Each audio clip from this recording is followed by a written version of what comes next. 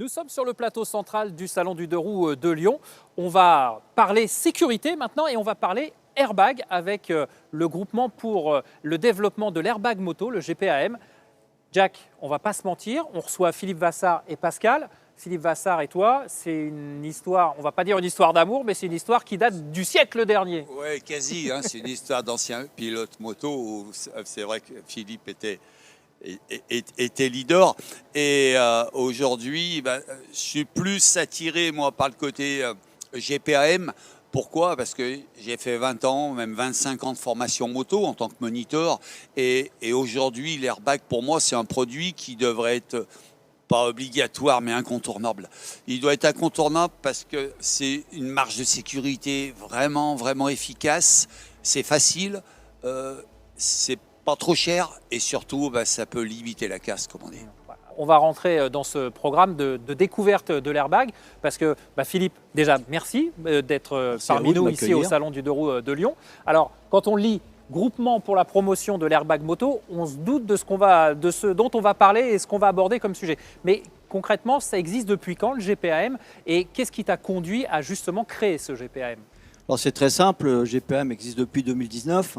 Ce qui m'a conduit, j'ai un peu la même démarche que mon ami Jack. En effet, ça fait depuis 12 ans que je suis dans la prévention pour essayer d'épargner les vies à moto ou surtout les blessés graves. Hein. Un petit rappel, c'est 700 par an encore et 1300 en fauteuil roulant, c'est quand même toujours lourd, surtout quand ça nous touche directement.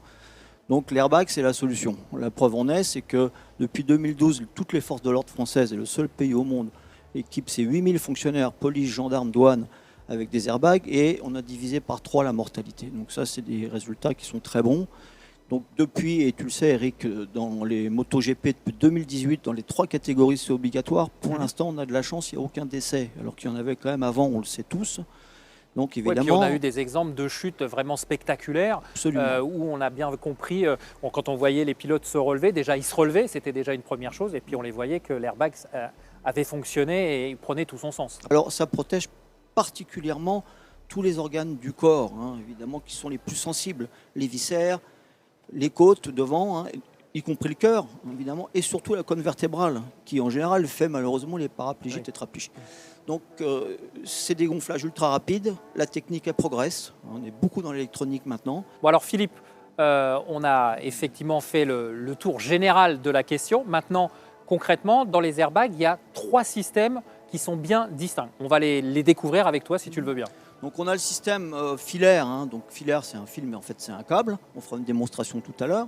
Donc c'est le plus simple, hein. Ça a été créé comme ça par des japonais, ITER la marque, et donc c'était pour protéger les pilotes, décès, etc. C'était il y a plus de 20 ans, hein. Donc l'airbag n'est pas nouveau, hein. D'accord. Donc globalement c'est un système simple, mécanique, ça perce et ça va gonfler, ça va protéger le corps dans son entier. Et avec un gros avantage, on verra dans la démo, c'est surtout protéger le collier cervical, c'est là où c'est mortel. Oui. Hein. Donc ça va coller au casque et ça va empêcher l'hyperflexion. Okay. Après, on a 2 systèmes électroniques. Un système qui va se mettre par-dessus votre veste et votre blouson.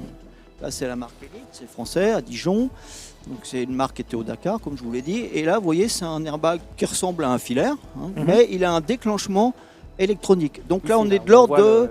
Voilà, on a un bouton qui est ici, Eric. On va allumer et ça va déclencher les détections en fait de mouvement, de choc et de chute. Donc c'est très bien fait et c'est un modèle qui se met dessus. Hein. Donc par-dessus les par-dessus, voilà, et qui va se gonfler de la même manière que celui-là. Et après il y a les nouveautés.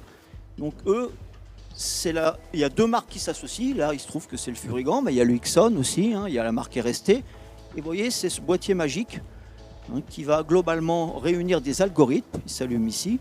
Et globalement, ce qui est intéressant, c'est que c'est indépendant. On va le charger comme un téléphone et ça a une vingtaine d'heures d'autonomie. Et c'est plus des bagues, c'est-à-dire des coussins, c'est des barres d'air. Et ça va gonfler votre blouson parce que ça se met dessous.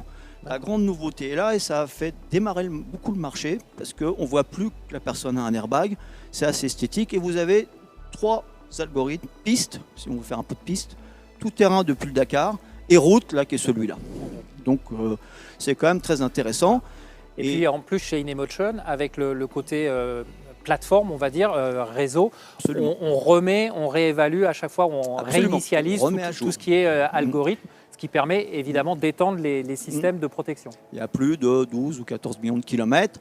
Le déclenchement, c'est 50 millisecondes. C'est-à-dire qu'on est en l'air, c'est allumé. On le voit avec Marquez, tu en faisais allusion. Pourquoi Marquez? Par exemple. Et donc, globalement, c'est un système très intéressant. Donc, l'airbag, c'est très au point. On va commencer à 350 € parce que je vous l'ai dit, le prix est quand même un frein, il faut le dire. Et après, on va... Aujourd'hui. Parce que comme tu le disais, 5% de la population motarde. Si demain on passe à 50%, forcément tout le monde s'y retrouvera et on va faire baisser les prix. C'est le système de l'offre et la demande. Exactement. Si on arrivait à 10, ça serait déjà miraculeux. Donc c'est intéressant. Et nous, on a un combat avec toute mon équipe du GPM. On est beaucoup aidé par Jack et puis d'autres personnes, bien sûr. Et on va essayer de continuer. Quand vous voyez les chutes qui se passent en sport, les gens se relèvent. Vous pouvez vous dire... 50% des accidents, je finirai là-dessus, qui sont avec un tiers responsable, c'est-à-dire quelqu'un d'autre. Donc même si vous êtes très bon dans votre tête, il y a 50%, la moitié des accidents. On va pas grossir le trait quand on dit le danger c'est les autres, mais c'est vrai que dans les accidents de moto, enfin en tout cas dans les accidents de deux roues, absolument. À 50% des accidents, il y a un tiers autre responsable. Voilà. Alors, on a fait... On va dire la théorie, Philippe, moi j'ai qu'une envie, je trépigne. C'est la pratique. On peut tirer sur la manette. Eh ben on va y arriver. C'est sûr. Donc là on va déclencher un filaire, c'est le plus simple. Eric, tu veux le faire? Ah bah allez. Faut tirer à 30 kg. Donc 30 kg. Ouais, est-ce que j'ai 30 kg? Ça va là, vous voyez tous bien? Thierry, t'es bon? Voilà. Ouais. C'est parti.